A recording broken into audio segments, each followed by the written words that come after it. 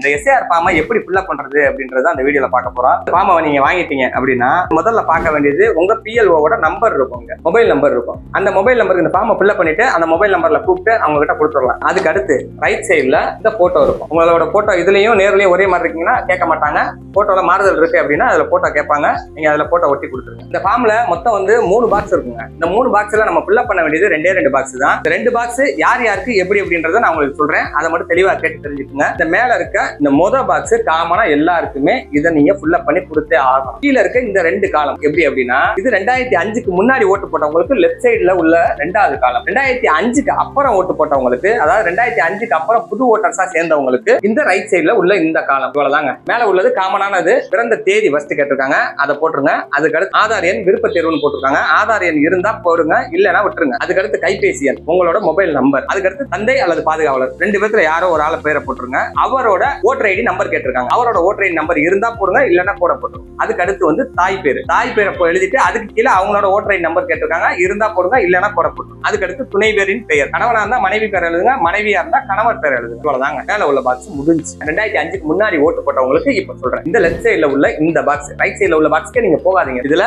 வாக்காளரின் பெயர், உங்களோட பேர் தான் இதுல எழுதணும். உங்க அடையாள அட்டை நம்பர் இருந்துச்சுன்னா, அதாவது பழைய ஓட்டர் ஐடி நம்பர் இருந்துச்சுன்னா அதை இதுல எழுதுங்க, இல்லைன்னா விட்டுருங்க. அதுக்கு அடுத்து உறவினர் பெயர், உங்க தந்தை பேரோ தாய் பேரோ அந்த ஓட்டர் ஐடில யாரோ ஒருத்தவங்க பேர் கொடுத்துருப்பீங்க இல்லையா, அந்த நம்பரை இதுல எழுதுங்க. அதுக்கு அடுத்து என்ன உறவு முறை, அவங்க உங்களுக்கு என்ன உறவு முறை ஆகுதோ அதுக்கு கீழே மாவட்டம். எந்த மாவட்டத்துல 2005ல இருந்தீங்க, இப்பயும் அங்கேயே தான் இருக்கீங்கன்னா பிரச்சனை இல்லை.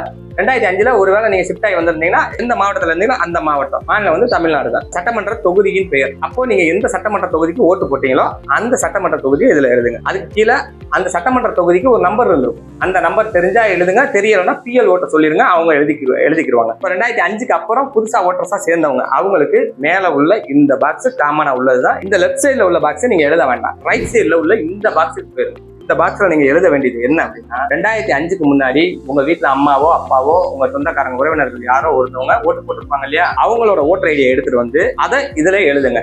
இப்போ நான் 2005க்கு முன்னாடி ஓட்டு போடல, நான் என்ன பண்ண போறேன் அப்படின்னா எங்க அப்பாவோட ஓட்டர் ஐடியை இதுல எழுத போறேன். அப்பா இல்ல அப்படின்னா அம்மாவும் இல்ல அப்படின்னா எங்க சொந்தக்காரங்க யாரோ ஒருத்தவங்களோட இதுல நான் எழுதிக்கிறேன். இப்போ நான் எங்க அப்பாவோட எழுதுறேங்க. எங்க அப்பாவோட பேரை முதல்ல எழுதிடுவேன். அவரோட ஓட்டர் ஐடி நம்பர் இருந்தா அதுல எழுதிடுவேன். அப்படி இல்ல அப்படின்னா விட்டுற வேண்டியதான். உறவினரின் பெயர், இப்போ நான் எங்க அப்பாவோட இதை எழுதிருக்கிறதுனால எங்க அப்பாவோட அப்பா, ஒருவேளை எங்க அம்மாவோட எழுதியிருந்தேன் அப்படின்னா அதுல எங்க அம்மாவோட பேரு கணவர்னு, எங்க அப்பாவோட பேரு என்ன உறவு முறைன்றதுல கணவர்னு எழுதிடுவேன். இது உங்களுக்கு தெளிவா புரிஞ்சிருக்கும்னு நினைக்கிறேன். 2005க்கு முன்னாடி எந்த மாவட்டத்துல இருந்தோமோ அந்த மாவட்டம். மாநிலம் தமிழ்நாடு. சட்டமன்ற தொகுதி அப்போ 2005க்கு முன்னாடி எந்த சட்டமன்ற தொகுதியில ஓட்டு போட்டாரோ அதை எழுதணும். அதே மாதிரி தாங்க நம்பர் தெரிஞ்சா எழுத வேண்டியதா, இல்லைன்னா நம்ம பிஎல் ஓட்ட கொடுத்து எழுதிக்கிற வேண்டியதா. அவ்வளவுதான். இது ரொம்ப சிம்பிளான ஒரு விஷயம்.